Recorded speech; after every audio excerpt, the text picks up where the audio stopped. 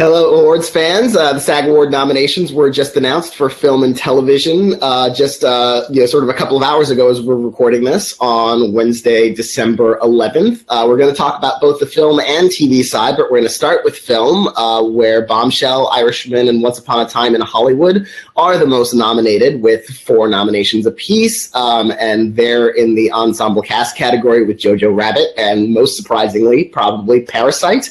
I'm Gold Derby editor Daniel Montgomery, here with my fellow editors Chris Beachum, Marcus James Dixon, Joyce Eng, and Susan Wloszczyna. I'll start with you, Joyce, because you just wrote an article about this. What's so significant about about Parasite getting that nomination in that top category, which we weren't really expecting? Parasite is just the second foreign language film to make the ensemble cut after Life is Beautiful, and I'm so happy for it because I was not expecting it at all.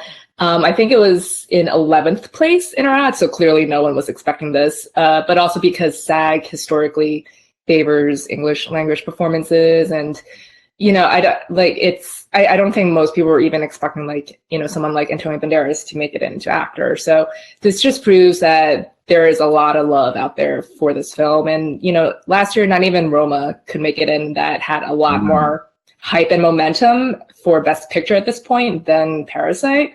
So and it was on Netflix, which and SAG loves Netflix. Yeah.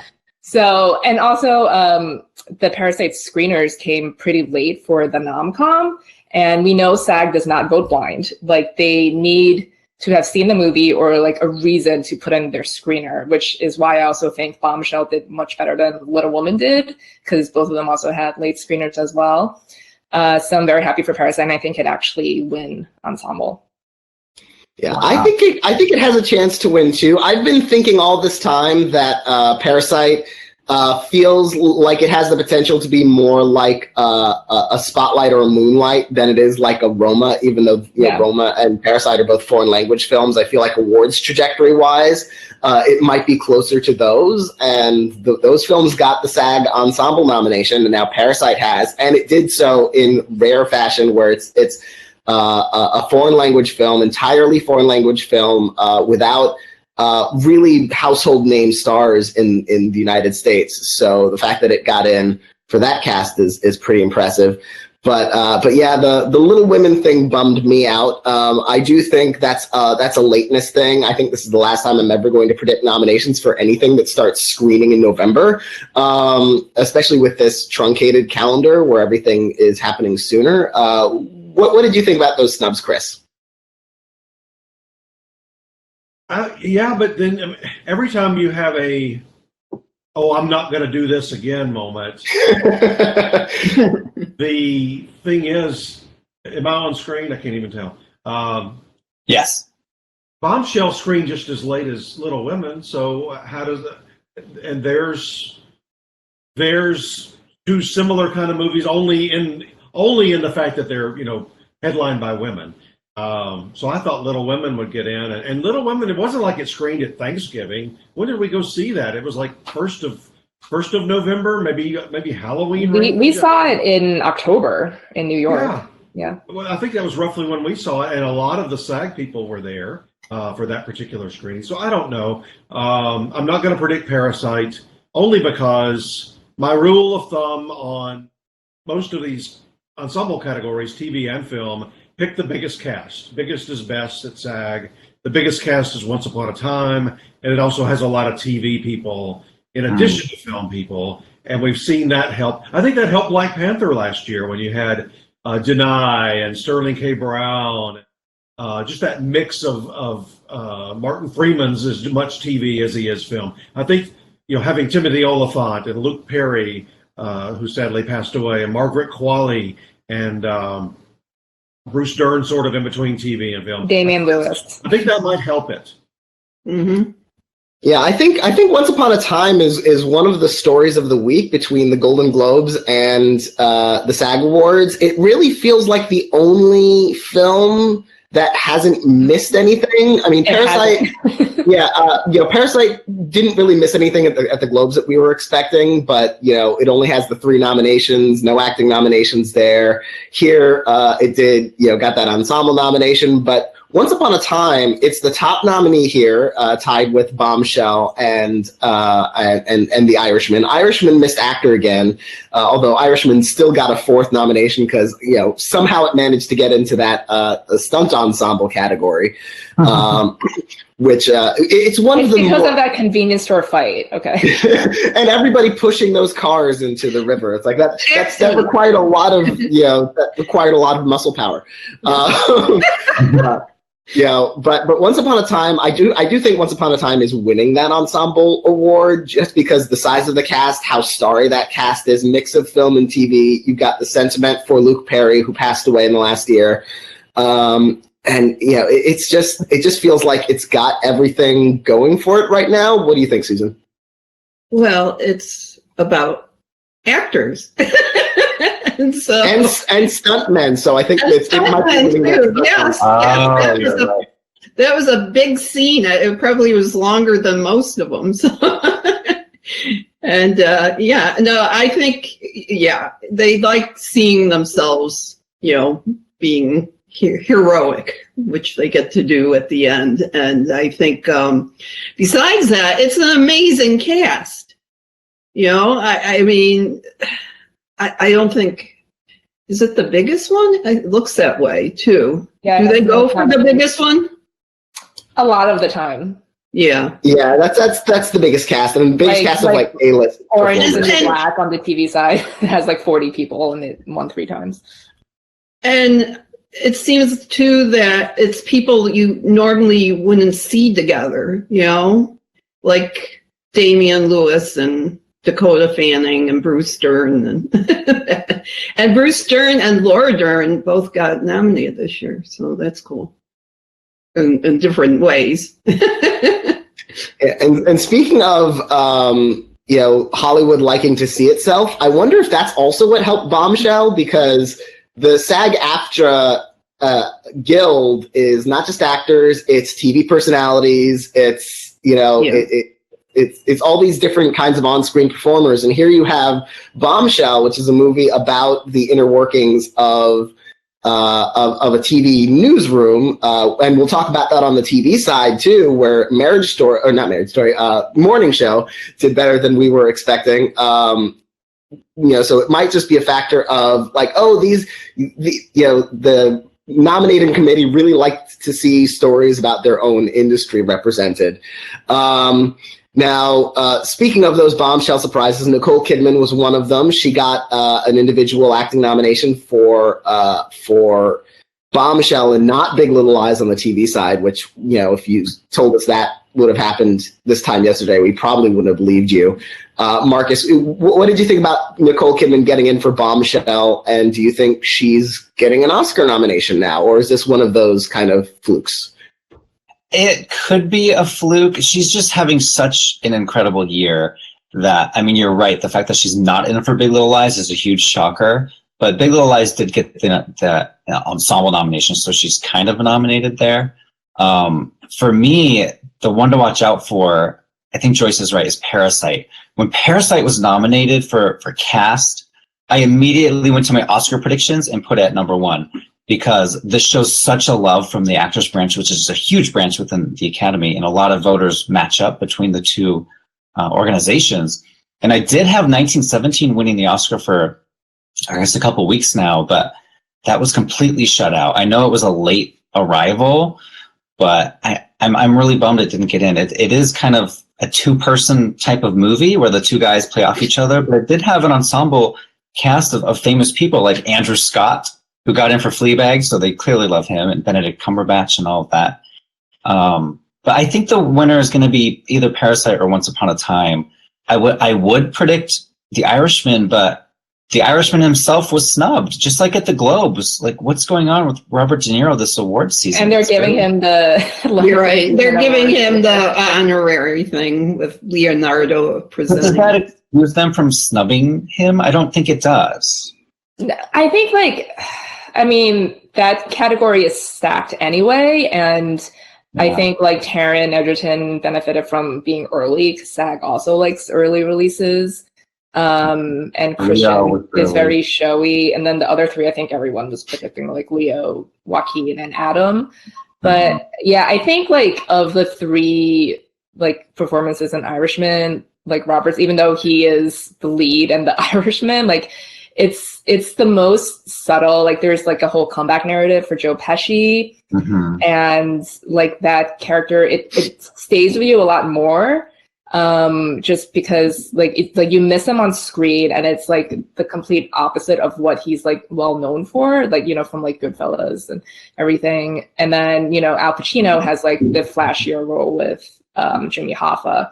So I don't know, like, yeah, I think De Niro is vulnerable for Oscar right now. Like, I don't know if I'm going to take him out. Like, I don't know, like, should I put Christian Bale in? I don't know. Because like clearly they've seen Irishman, and I actually debated taking Robert De Niro out last night, but I took Irishman out of cast instead, and I kept him, and it was the reverse. So yeah, like I think he's in trouble. At this point for the Oscars, I think he's either in 5th or 6th or 7th. Like I don't think he's in the top 4 anymore based on Globes and. Because Antonio's going to get in, I think. Probably. Yeah. Yeah, I think Antonio's getting back in. I thought he actually would get in at SAG just because, you know, they've nominated foreign language performances before. That's more before the merger though. Like since the true, but like stopped doing that. But like I was like thinking, oh, Marion Cotillard and Rustin Bone, even which didn't even get her the Oscar nomination.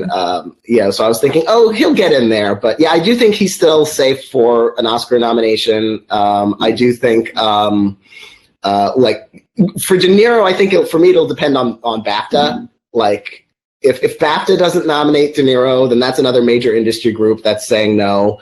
In which case, I'm not sure he gets the Oscar nomination, in which case I'm not sure Irishman wins Best Picture because, like, I think Once is winning Best Picture. Yeah, so I'm with Marcus. I've been on Parasite for a little bit, and I'm not entirely sure how everything's going to shake out, but this convinced me to keep Parasite on top. De Niro to me is safe at the Oscars, not to win anymore. You know, missing at SAG and missing at the Globes tremendously, but of the 100,000 SAG-AFTRA members, the most tuned in on a given year in terms of what's going on with their own awards and so forth are the nom-com people. And they knew they were going to have him there getting the life achievement. So not that precluded him from getting in, but I think that might have been on some people's minds in a really stacked category this year where you could take the 5 that don't get in at the Oscars and put them in another year and not bat an eye. It's just it's the most competitive race I think I've seen with top level. So I think De Niro will be safe. The ones that may not be, I mean, Christian Bale's not necessarily safe for the Oscars, although he's surprised before. Taron is not, which I love that nomination today. And Leo's probably hovering in the 4, 5, 6 range. So Adam Driver and Joaquin are really the only perfectly safe people. Yeah, it does feel. Yeah, it does feel like those are the two safe ones. And now, interestingly, Marriage Story didn't get in for its cast, which is okay because basically everyone who was gonna like half of the cast got nominated individually anyway, with Laura Dern, Adam Driver, and Scarlett Johansson. And with Joker getting that stunt nomination, which itself also felt kind of surprising, I wonder if that, like, maybe between that and Marriage Story not getting into the top cast category, which we thought it would, I wonder if that further tips the scales towards Joaquin Phoenix in this whole thing. I think that's I think that's still neck and neck. It's hard for me to decide which one of them wins that, especially at SAG. What do you think, Joyce? I was thinking like maybe Joker could get into ensemble, like cast ensemble, like the way like Bohemian Rhapsody did last year, which like no one was really expecting because it has a pretty like well-known cast too, Joker, and it's been doing pretty well with the guilds so far. Yeah, I mean, Joker has more stunts than The Irishman. So I'm not like that surprised by it. It's, you know, there's a lot of people are upset that John Wick was snubbed in Stones, but yeah, I think you know, Joaquin is still in a pretty great position because like that performance is just very like actorly and showy, and you know, he lost weight and everything. So I think like he would probably be more undeniable if Joker had gotten that ensemble nod in cast and not just stunt. And speaking of Marriage Story, I think Scarlett Johansson, the best thing that could have happened for her for Best Actress was the supporting nomination for Jojo Rabbit and the ensemble nomination for Jojo Rabbit.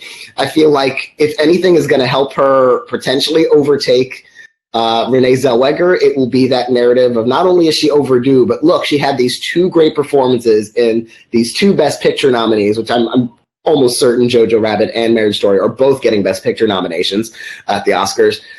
So, you know, that starts a story of it's like, okay, you know, she's due and she's got these two performances and it sort of feels like a moment for her. Judy isn't really happening anywhere except for Renee Zellweger in Best Actress categories. So it makes me think that maybe like we could see that tide turn at the SAG Awards where Johansson wins Best Actress for Marriage Story as sort of a way to honor her all for all of the above, since I don't think she's winning either of ensemble or individual for JoJo. And in Marriage Story, she's playing an actress, right? Yeah. Who wants to become a director, which all of these actors. Well, she gets an Emmy nomination for directing in the movie. And in their world, the Emmy nominations come out on Halloween, which is very weird. I did not understand that at all. And so, you know what, Baumbach, what are you doing? Her husband, who she's separated with, had no idea she was nominated until he met with her. That was kind of crazy. Yeah, like he flew across the country. But Marcus, Renee's not playing an actress? That I was just going to say, Renee. Right. Renee's almost undeniable in this role. I mean, I love Scarlett in Marriage Story, but Renee does the singing and the dancing, and this is what voters love. You know, no matter what organization they're a part of, they love this kind of flamboyant, over-the-top performance. So I think Renee's got it in the bag. Plus, she's got the comeback. And I think that's why, you know, Jennifer Lopez got in too, because they want that kind of scenario. It makes them feel good that someone who they loved before has come back and triumphed again. I think like the thing with both of them is like they could very well end up being lone nominees for both their films at the Oscars. So Renee's obviously stronger than Jennifer is at this point. But supporting actress is like such a fluid category. So I could see, I think like Laura is the only like true lock. Like I can see them snubbing J-Lo. But I think she's gonna get in. But I think Margot is probably okay for the SAG Oscar nomination now, since she got into SAG today and she got like 3 nominations total. So she got into ensemble twice.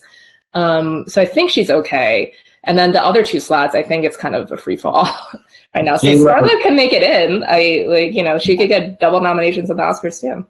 J-Lo needed this to be in. Yeah, definitely. I think like Little Woman might be done. I don't want it to be done, but it's having a really bad week. Like it didn't do that well at the Globes, and it couldn't get in that costume. And this costume and art direction, which is like two of the showiest things in the movie. My heart is broken for that movie right now. I think it'll still get into costumes at Oscars, but like I predicted the snubs today because I think it was too late. Of them?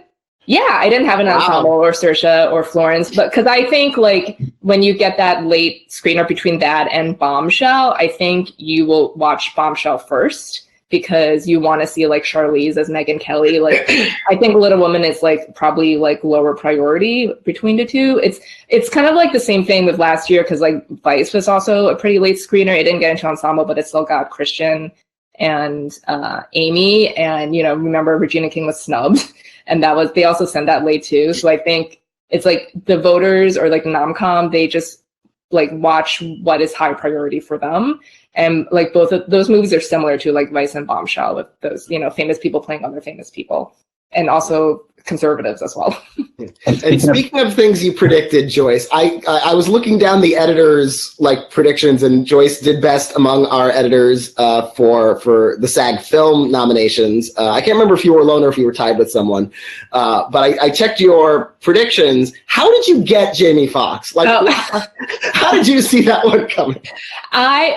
So I had the first four that I think most people had with Pesci, Pacino, Pitt, and Hanks. And then I was I don't, again, with the high and low priority, even though Two Popes is a Netflix movie, I don't think that's high priority for the nom-com, even though it's Anthony Hopkins in that category.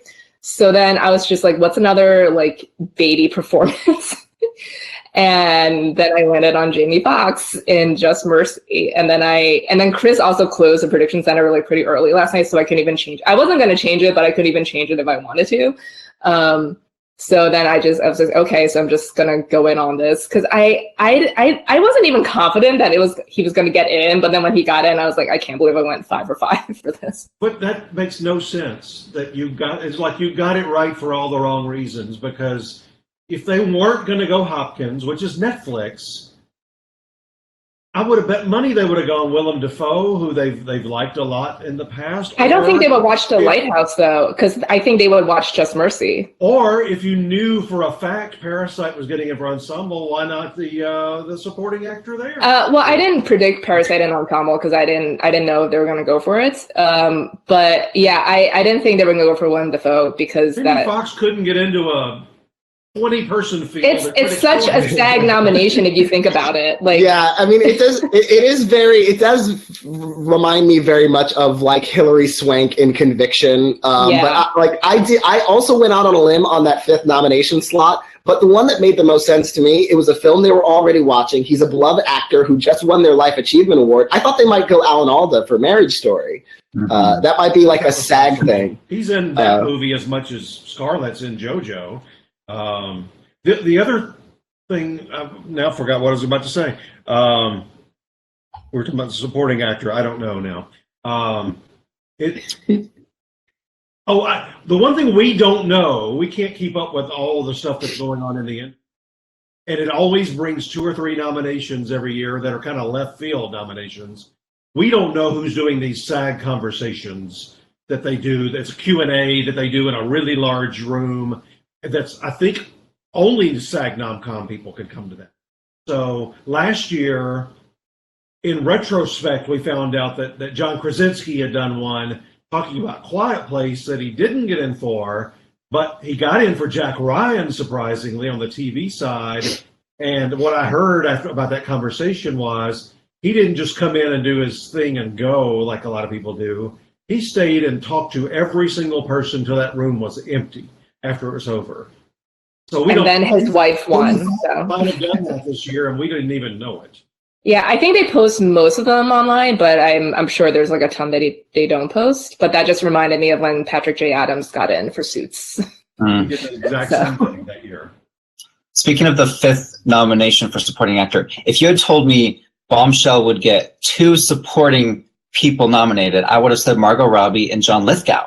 So that's another one that, he did such a great job in Bombshell. He's just getting snubbed across the board everywhere. And we were talking earlier about movies that screen early or that come out early. Lupita Nyong'o, Us. I mean, this is February, March. March, yeah. And I think that really helped her because everyone's seen it at this point. Mm-hmm. But is she going to get it at the Oscars? I think so. I think she might, because those last few slots are so in flux for Best Actress. Right now, I'm looking at how things have progressed. I think the only people who are safe are Renee Zellweger, Scarlett Johansson, and now Charlize Theron, because Bombshell did so well here. Yeah, this was pretty bad for The Farewell. Because speaking of terrible for The Farewell. Awkwafina didn't get in. No Zhao Shuzhen, no Ensemble, and I just got to say, poor A24. They had such a good slate this year, but it just hasn't been working. No Uncut Gems. As we mentioned, Willem Dafoe didn't get in for The Lighthouse, although making that an awards performance would have been a long shot anyway, just because of how bonkers that movie is. But Waves hasn't gotten any traction this season either. It just feels like, the quality of the films they have this year is not kind of matching up to the outcomes they're having. So yeah, I think I'm taking Awkwafina out of my Oscar lineup unless we get like a really pleasant surprise at BAFTA, which you never know, maybe.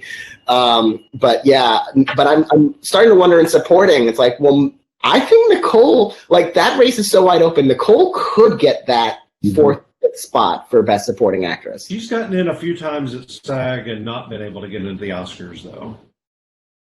True, yeah, like but this is but you know, for things like Paperboy, she was going to be the only nominee for that. You know, Bombshell is already getting traction for other things, so it might be more like Lion, where you know it's a film that they're already watching, they're already voting for in other categories, and you know she just becomes a part of that awards kind of run for it.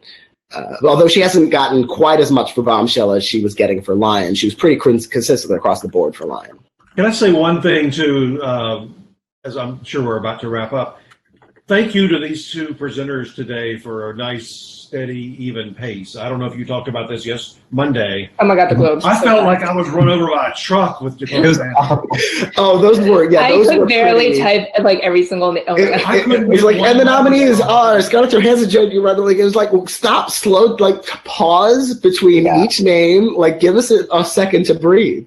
Well, you'd think somebody would have, you know, like after they have 2 rounds, you know, they would have stepped over to her in that 10-minute break and said, you know, you could slow it down a good bit.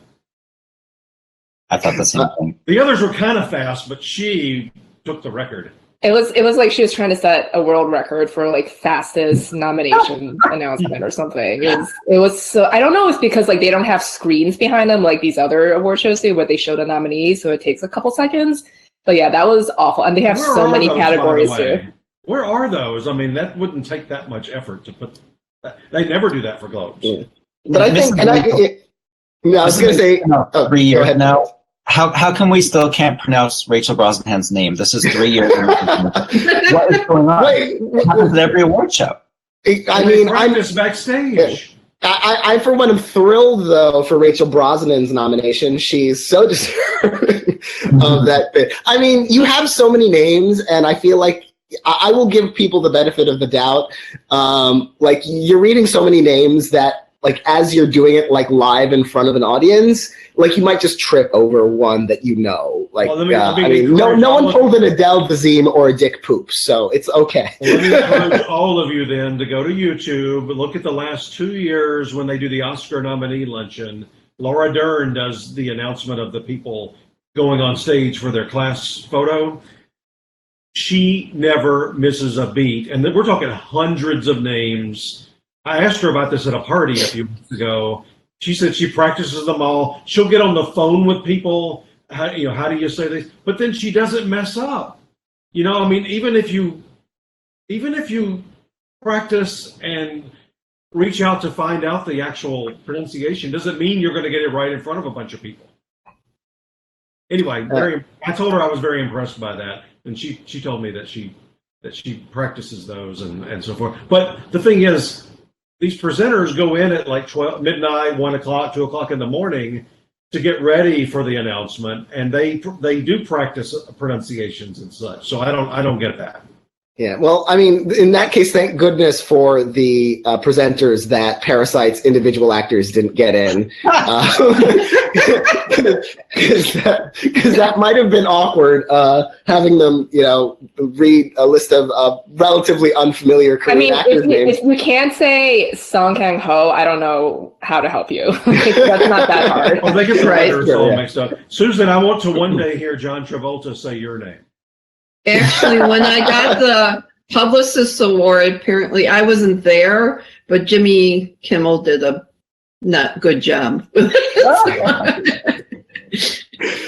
Well, I mean, now that we've heard the names announced at least once, hopefully when they announce the winners, they'll have the pronunciations down.